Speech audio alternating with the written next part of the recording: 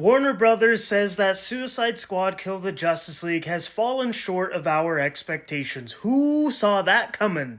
I'm absolutely shocked, said no one ever. Everybody knew this game was going to be an absolute train wreck, and I've played the game, so don't you dare say, oh, you didn't play the game, you're just complaining about it. Blah. That's not true. I played the whole thing. I've probably put like 20 hours into it, and it's actually kind of fun, like gameplay-wise, but the story is terrible, and I don't like the combat mechanics. I think they should have stuck to the Arkham style and had different combat for each character. I think that would have been way better than just focusing on all the characters just using guns. But this is just wild that, they expected this to be like the next Fortnite and they were going to make tons of money from it for years. Like, no one at all could have predicted that because there's literally no possibility of that happening. Nobody likes those games. This is literally like Marvel's Avengers. I think it's probably on par with Avengers, to be honest. I gave it a 4 out of 10 in my review. I said it's just slightly below average, and I would say the same thing with the Avengers game, and that's a problem, These games with these IPs need to be very good, especially if you're relying on this as a live service game to survive for years, and you're dedicating free DLC content. Like, this game better be amazing. And I think this game has the potential, and like I said, if they focused on combat styles for each character and made it unique, and made the story a lot better, because that story was very lackluster.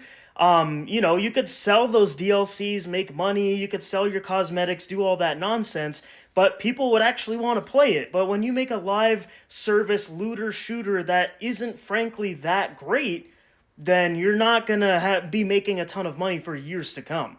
And then on top of that, I think by not wrapping up the story in the main campaign, I think that was very detrimental too, because in the game, I'm sure everyone knows by now, you actually do kill the Justice League, and that's a big problem because a lot of people love that Arkham Batman. This is the first time we're seeing the Justice League in the Arkham universe. It's a special moment, and we never even get to see the Justice League be a team and take down a villain or anything. And then we just kill them all off without any promise of them coming back, but I think we all know that all of the members will come back eventually, and there's a big theory that the members we fought were actually just clones made by Brainiac, so there's a possibility.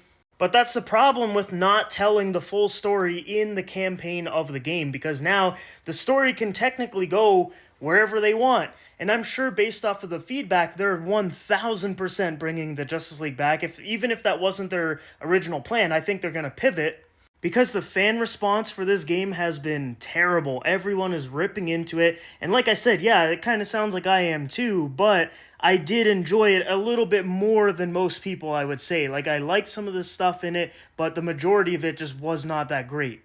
And to be honest, Warner Brothers hasn't been making a lot of great decisions lately, so it doesn't surprise me that they thought this game was going to be an absolute goldmine, just to then realize no one wants this kind of game and nobody even asked for it. If anything, they should have made a Justice League game set in the Arkham universe, and then, give it a great story, let us play as different League members. I think that would have been a much better game instead of just killing off some of DC's most iconic heroes in the most anticlimactic way ever. You literally just shoot them a bunch of times and then shoot them one more and then they just fall over and that's about it. And the game is so damn repetitive too, and I know that's an aspect of a looter shooter, but you're coming from the studio that made the Arkham games. You should have been focusing on a strong story just like those games did too, and not just go to this location, shoot a bunch of bad guys, get some loot, and then just repeat. Anyways though, I'll throw it off to you guys. Are you surprised that Warner Brothers is shocked that their game fell below their expectations, or were you expecting that like I did? Because even just based off of the first gameplay trailers and all that, people were ripping into this, and I was like, this is not what I expected. I thought this was going to be, Suicide Squad, custom combat for each character, a strong story, not just whatever we just got in that game, because let me know your thoughts down below.